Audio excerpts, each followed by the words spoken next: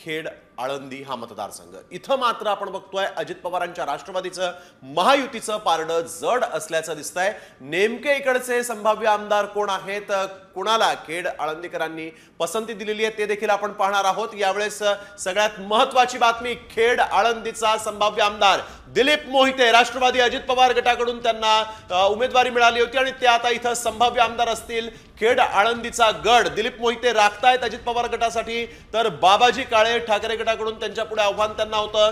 बाबाजी काळे यांचं आव्हान संपुष्टात येऊ शकतं आणि दिलीप मोहिते जे आहेत ते राष्ट्रवादी अजित पवार गटाकडून इथं विजयी होऊ शकतात, असं खेड आळंदी मधलं चित्र या ठिकाणी वैष्णवी पाहायला मिळालेलं आहे। त्यामुळेच दिलीप मोहिते यांच्या विजयाची संभाव्य कारण काय आहेत आपण जाणून घेऊयात। हे संभाव्य आमदार आहेत आणि हीच कारण आपल्याला जाणून घ्यायची आहेत रोहिदास घाडगे यांच्याकडून। थेट जाऊया खेड आळंदीमध्ये।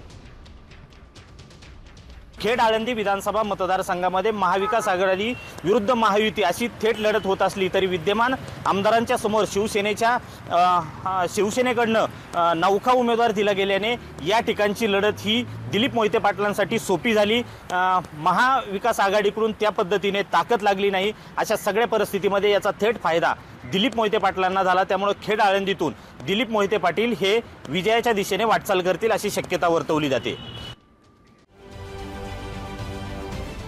महाराष्ट्रातील सर्व बातम्यांचे विश्वासार्ह व्यासपीठ, सकाळच्या सर्व सोशल मीडिया प्लॅटफॉर्मला लाईक, फॉलो आणि सबस्क्राईब करा। तसंच सर्व नोटिफिकेशनसाठी बेल आयकॉन प्रेस करायला विसरू नका।